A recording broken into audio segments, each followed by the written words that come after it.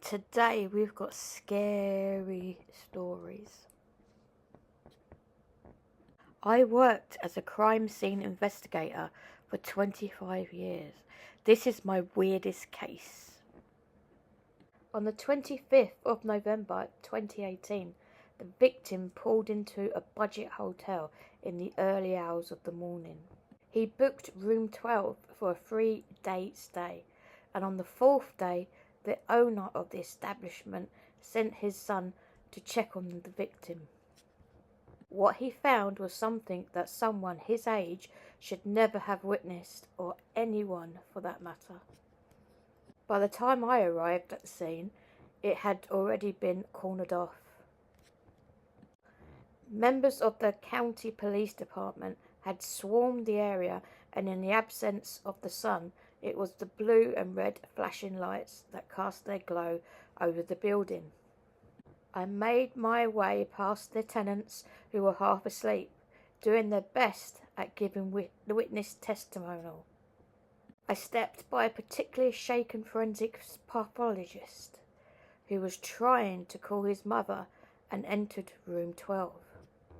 Now, I've been working as a crime scene investigator for more than 20 years. I have dealt with some truly confounding scenes before. In 2006, a body of a missing hiker was found in the woods just off the county line. It had been burnt to a crisp, but only the upper half. Below, the waist was completely untouched, as was the surrounding area. More recently, a farmer reported a break-in just after the New Year's Eve. Presumably, someone had broken into his warehouse, which housed an industrial animal carcass shredder. It had been used in the night, and a pile of jellied flesh was found clumped at its mouth. Horrifically, it was eventually proven to be human, although couldn't be identified beyond that. Only one other thing was found at the scene. Within the remains was a small steel plaque about the size of a business card with the number 0002916 engraved on it. I say all this for simple context. I am no stranger to the unexplainable, but what I saw in room 12, it still keeps me up at night. The following are excerpts from the crime screen report I filed that day. Incident number 24-0711. Date of incident November the 29th, 2018. Time of arrival 11:54 p.m. Location room 12, Sir Sleep-A-Lot Motel, Yellow Smoke County. Reporting officer Detective Arthur Graham, Yellow Smoke County Police Department. Victim name John Doe. Name yet to be confirmed through fingerprint or DNA. Gender male. Age estimated to be mid-40s. Occupation unknown. Suspects none at present. The victim checked into the Sir Sleep-A-Lot Motel on the morning of November 25th, 2018. He informed the hotel owner, Dr. John Kelly, that he would be staying for 3 days. No known associates or visitors during the stay. Victim was found laying on a bed in supine position. Victim had skin removed crudely. Patches of flesh hang loosely, revealing bone in some areas. Teeth indents on right part of pelvic bone will be examined. The victim's head is absent from the scene. Notably, the body had been dressed in what appears to be women's undergarments, specifically a pair of lace stockings and a torn satin slip. Neither items of clothing belonged to the victim. The body was likely dressed post-mortem. Marks on right part of pelvic bone were positively identified as being from a human juvenile, estimated at between the ages of 3 and 6. No dental record had been traced. Blood covers every inch of the room's 4 walls and carpet. The blood spray appears to be inconsistent with splatter from traumatic injury, possible use of pressurized device. The amount of blood was determined to be approximately 2 gallons or 135% of the victim's total volume. Teeth were found on the room's desk, 33 in total, arranged in a circular pattern 10 inches in diameter.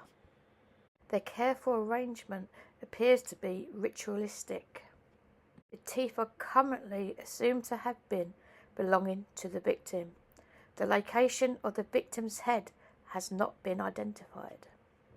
The findings of the forensic odontologist have determined that 32 of the 33 teeth belong to a person matching the victim's description. A white male in his 40s. One of the teeth matched a younger white female. It was eventually connected through dental records to be from 24-year-old Alisa Hadland, reported missing in 1997. The Hadland case was archived in 1999 due to absence of evidence. The victim's tongue was discovered in the bathroom sink, exhibiting a complete severance of the base. The incision appears clean and precise, suggesting the use of surgical grade or extremely sharp cutting instrument.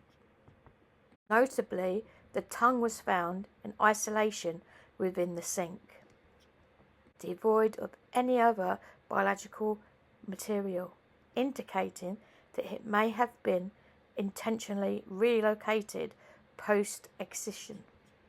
First responders noted signs of tampering of the coin-operated television in the room, which intermittently activated to static approximately 1 hour. The television will be deconstructed for forensic examination to recover latent fingerprints and other trace evidence related to its manipulation.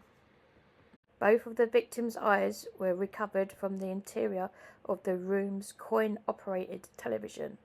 The television screen had been removed and the eyes were placed within the cavity where the cathode ray tube was situated. This positioning suggests deliberate placement, indicating a possible symbolic motive. The only item of clothing found at the scene belonging to the victim was one pair of denim jeans, which witness John Kelly recalls being worn by the victim the morning he checked in. Jeans were contaminated with the victim's blood. In the pockets were found a one-way bus ticket from the towns of Cosgrave to Mayors Income, one packet of apple-flavoured gum, and a button. No other possessions of the victims were found. A pair of small leather laced-up shoes were found at the foot of the bed. From the lack of bloodstains, we can assume the shoes were placed there after the homicide. A shirt likely belonging to the victim was found 3 weeks later, partially buried in a field in San Tommaso, a small town 240 miles south of Yellow Smoke. The shirt matched the description given by John Kelly of the victim. Blood samples taken from the shirt were a strong match to those taken from the crime scene, although without the identity of the victim, a definite link is challenging to corroborate. The small shoes found at the crime scene were dated to 1909 and determined to have some value among antique dealers. Due to their small size, they can be assumed to be children's shoes. The room showed no obvious signs of damage The furniture appeared to have been undisturbed, although a Bible was missing from the bedside cabinet. Either John Kelly or his son, David, lead witness of the case, recalls seeing the victim with any luggage. For this reason, it is unclear if his possessions were taken or if he simply had none to begin with. The motive of this homicide remains unclear. I save you the rest of the procedural formalities. I've lost track of how many nights I've spent awake, staring at my computer screen, reading and rereading this report. It's stayed with me for the past 6 years, constantly at the back of my mind, at my personal behest. The case remained open despite insufficient evidence and a complete lack of any leads. When it was finally shelved at the beginning of this year, they were no closer to solving it than we were the day we found him. Earlier this week, I learned that it had been reopened by the FBI. I assumed that there must be someone else in the department who felt the same way about the case as I did, strong enough to reach out and request assistance from the feds. I was tasked with compiling any and all digital evidence we had on the case onto a USB flash drive. I felt weird combing through all the reports, files and forensics. I felt like I was visiting an old friend. I added the documents I wrote on the day, the dozens of crime scene photos and witness statements. I've studied them all. I doubted some Yale boy with a corner office could do any better. I kept trailing through the embarked files, checking and double-checking if there was anything I've missed. It was dark now. I spent the day working from home. I hunched over my computer in my sorry excuse for a library. That's what my job mostly consists of now. I couldn't wait for retirement. Maybe then I would have the time to read some of these books I had lying around. I decided I was finished for the night. I'd squeezed every piece of relevant information I could find onto that hard drive. It was up to the FBI now. I only hoped that if our victim left any family behind, they could one day get some closure from this. I was about to shut my computer down when something caught my eye. Witness 1, MP3. It was an audio file. Somehow I hadn't noticed it before. Hell, I don't think I had even listened to it before. To my knowledge, all the witness statements taken that night were written. I clicked on it, figuring it must have been taken from David Kelly, the kid who'd found the body. I took a sip of my last dregs of coffee and sat back in my chair, jacking up the volume. The audio wasn't the best quality. It was shrouded in the static of an analog recording, and to my shock, the response, first witness, had a woman's voice. The following is a transcript of what was on that file. First responder: what were you doing in the area before you discovered the body? Witness 1: I'm staying in room 14, the room next door to where it happened. Been there for the last 2 weeks, thereabouts. I've come on hard times recently. You know how it is. I was living out of a van until this, but it wasn't exactly reliable. First responder: apologies, ma'am. I meant, what were you doing immediately before discovering the body? This one: right, well, I come back from work around 9. I clean at the elementary school in town. I came back and responder: can you describe how and when you found the body? Witness 1: gee, it must have been around 10. I was turning in for the night when I heard a banging noise from next door. I guess he must have brought a lady friend over, or I tried my best to ignore it, but it kept getting louder. It didn't sound like a headboard, neither, more like someone chopping wood. It was too much for me to ignore, so I got up to complain. I found the door unlocked and it opened wide up. When I knocked, that's when I saw him. That poor, poor, poor man. First responder. Could you please describe the scene you came across as detailed as you can? Witness 1. It was terrible, just terrible. I saw my neighbour kneeling in the corner of his room. His head had been cut off. Can you imagine that? There was blood covering everything around him. I almost vomited there and then. Then I saw the man in the bathroom. There is a pause. First responder. Could you please go on? You said there was someone else in that scene? Witness 1. Yeah, a real weirdo. I didn't notice him at first. He was just peeking out from behind the bathroom door, watching me.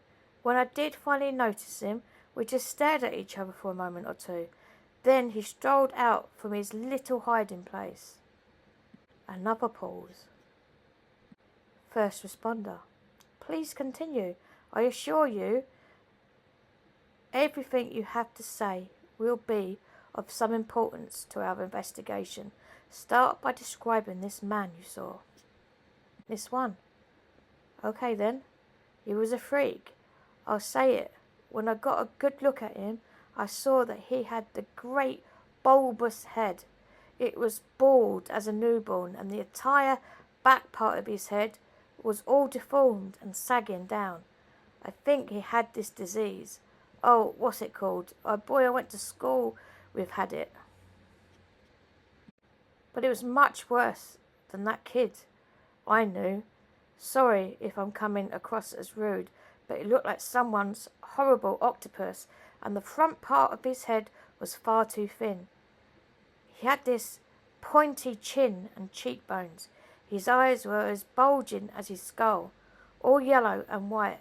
I think he had cataracts. Oh, and he must have been around 7 feet tall, at least. He was hunching over when he met the ceiling. First responder. Can you describe what he was wearing? This one. Sure. He had this battered old duster coat on. It was black, but he was covered in these stitched rags of red and green. The coat hung down to the floor, but I could make out the tips of brown leather boots poking out the hem. First responder. Can you... Witness 1. Oh, pardon my interrupting, but the man, he was holding this. Well, I don't know what it was. It looked like a lobster pot with a handle, and must be 24 blades sticking out of it. Knives mostly, and razor blades, axe heads, chains, that sort of stuff. Anyway, go on. First responder. Right. What did you do when he come closer to you? Witness 1. Well, I ran. I just ran out of the hotel and down the road until I realised everything I owned was in my room. I didn't fancy having to start over from nothing for a third time, so I came back, and that's when you bumped into me. First responder. All right. And how long was it from discovering the body until you called 999? Witness 1. Oh, I never called 999, honey. First responder. You didn't? This one. Oh no, by the time I come back from a little jog, the place was already crawling with police. I still haven't been allowed back in my room. First responder. Are you aware that... End. That was the end of the MP3. His speech became muffled after that, until his recording was nothing but static hum that had been there in the background since the beginning. After hearing this for the first time, I didn't know what to think. I just sat in my old oak chair until my wife came in to tell me that she was going to bed. I kissed her good night and went back to aimlessly staring at the computer screen. Eventually, I closed it and stood up. I took the USB stick and left it on my desk. I left the room and locked the door behind me. I changed, washed, and climbed into bed with my wife. I kissed her on the back of the neck and tried to fall asleep. That thing that did this was still out there, but that wasn't my problem anymore. Whoa! That was a good story. I enjoyed that. So, do people on here like scary stories? Let me know, and I'll do some more.